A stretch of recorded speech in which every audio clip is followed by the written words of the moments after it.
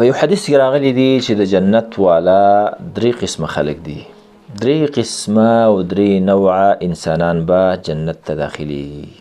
اول په هغې کې ذو سلطان مقسط موفق، هغه د بادشاهي خاوند چې انصافدار وي او د عدل خاوند وي او الله ورله توفیق ورکړی. د دې نه اوس که یو باچا وي انصاف پکې نه وي، عدل پکې نه وي او ظالم وي، د دا چانس د لاسه ورکوي. دویم ډلې والا د جنت هغه رجل رحیم رقیق القلب، هغه مسلمان ورور چې رحمدار وي، شفقت کوونکی وي، رقیق القلب نرم زړه والا وي، بكل ذي قربه و مسلمین، په هر یو خپلوان بندي او په عام مسلمان بندي. خپلوان یې مخکې کې ځکه د عام مسلمان نه د خپلوان حق ډیر وي. دا دویم قسم خلق شو. مسلمان به جنت چې غواړي الله ته جنت ته بوځي، شفقت کوونکی به، نرم زړه والا به په خپل خپلوانو باندې او په عام مسلمانانو باندې.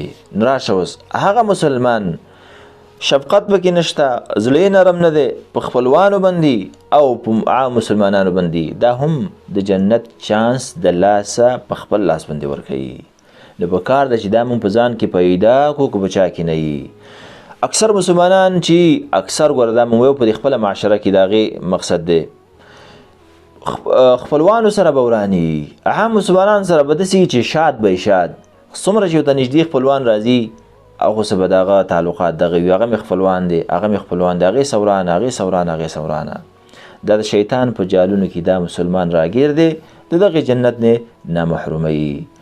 دریم کس په هغې کې او دریمه ډله خلک چې جنت ته نوځي رجل فقیر، هغه غریب سړی عفیف چې هغه سوال نه کوي او متصدقون او صدقه هم کوي. دا ګوره اوس دنیا د مسلمانانو باندې خاص کر غربت زیات وي، خدای یو امتحان دی. الله د دې په مقابل کې هغه څه درکوي چې ستا داسې یوازې سترګې دې په دې جنت ولګېږي، د دنیا ټوله ستړی به دې یری پات لا دا چې په هغې کې همیشه دپاره بیا پروت دی. نو باید چې مسلمان څه وي، هغه سوال نه او عفت په هغې کې وي او خپل حاجت چاته په اسانه باندې نه ښکاره کوي، مشکل په اسانه چاته نه ښکاره کوي.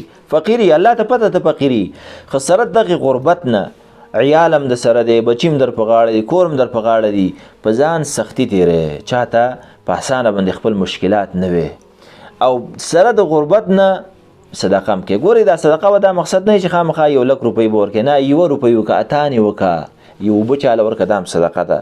ښه خبره کول دا هم صدقه ده، چې غریب هم شي او بد اخلاق هم شي، نو دا ډېره زیاته بدبختۍ خبره ده. نو دا څلور درې ډلې خلک دي چې جنت ته به الله پاک نه باسي.